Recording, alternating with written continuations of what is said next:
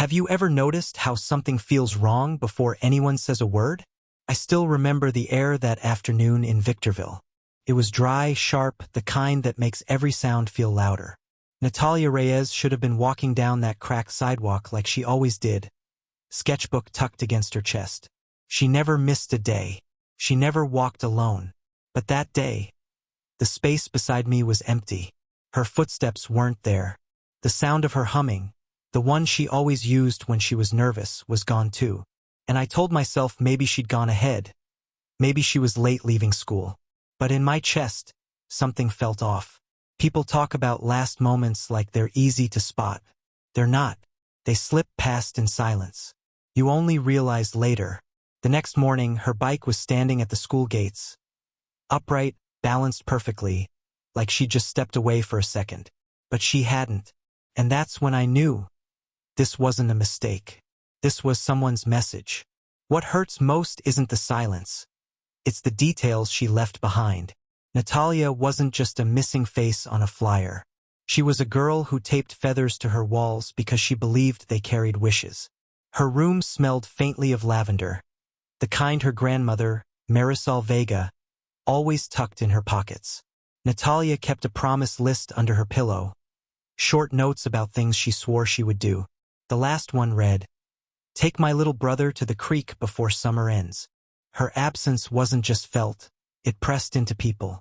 Her younger brother, Aaron Reyes, carried her old headphones everywhere, even when they didn't play music. Her mother couldn't bring herself to touch the sketchbook Natalia left on the couch, its last page filled with an unfinished drawing of sparrows breaking free from a cage. People always talk about tragedy in big words. Loss, grief, devastation. But the truth is smaller and sharper. It's the empty chair at breakfast. It's the phone that never lights up. It's her best friend, Elijah, telling reporters he overslept, while her father whispered under his breath that Natalia never would have walked home alone. And then came the strange twist. The same sparrows she had drawn weeks before started appearing, scratched into the school's desk corners. No one knew who carved them, or why they appeared only after she was gone. The first lie always sounds small, until it's the only thing left standing. That night, Natalia's absence cracked open the routine of the whole neighborhood. Streetlights flickered across the cul-de-sac, but her bedroom window stayed dark. Her mother called friends, her brother paced the porch, and by midnight, whispers had already started to spread. The last person to claim he saw her was a classmate named Sierra Monroe. She told investigators she passed Natalia near the railroad crossing around dusk, but Sierra's timeline stuttered. First she said 7, then closer to 9. Her shifting words planted the first seed of doubt. By morning, neighbors joined in the search. Deputy Frank Halloway canvassed the street, clipboard in hand, noting details no one wanted to say out loud. Natalia's phone had gone silent at 6:42 p.m., its last ping near the abandoned citrus plant at the edge of town. Then came the strangest detail. On the chain-link fence beside the plant, someone had tied a ribbon. Not new, not clean, just an old piece of red fabric that flapped in the wind. No one admitted placing it there. No one understood why it was tied at the exact spot where Natalia's signal vanished. It was the first sign, not the last. The first knock on a door never feels like help. It feels like warning. By sunrise, the search wasn't just family anymore. It was uniforms, radios, and yellow tape. Detective Claire Morrison stepped onto Maple Drive with a notepad that looked too clean for what she was about to write. She asked who had seen Natalia last, but her voice carried something heavier, as if she already knew the answers would splinter. Neighbors gave statements that twisted as they left their lips. Mr. Donnelly, the retired mailman, swore he saw Natalia near the bus stop at 5:30, holding her sketchbook tight. Across the street, Janet Price, a nurse coming off night shift, claimed she watched the same spot. Empty. 2 stories. 1 moment. Both impossible to prove. The contradictions piled fast. The strangest came from a boy named Marcus Bell, a sophomore who barely knew Natalia.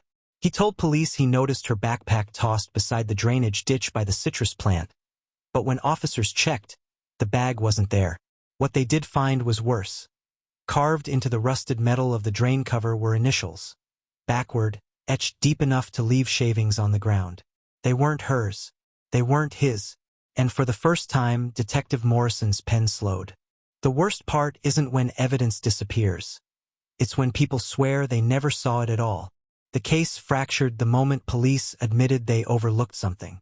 During the second sweep of the citrus plant, Officer Reed Callahan discovered a shoe print in the mud. Too small to be Natalia's, too sharp to be washed away by the night storm. When the plaster cast was taken, the print vanished from the evidence log. No one could explain why.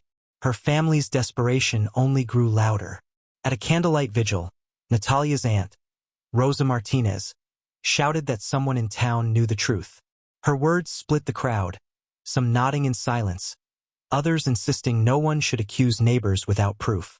But behind the candles, something darker moved. That same week, surveillance footage surfaced from a convenience store 2 blocks from the school.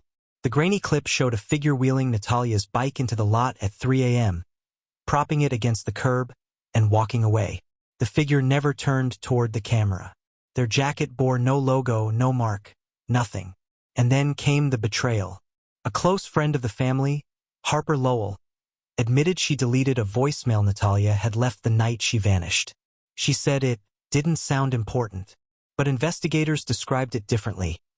Natalia's voice was shaking, and in the background, a man whispered her name. That single deletion turned the case into a storm no one could calm. Sometimes the cruelest sound isn't silence. It's laughter echoing where grief should be.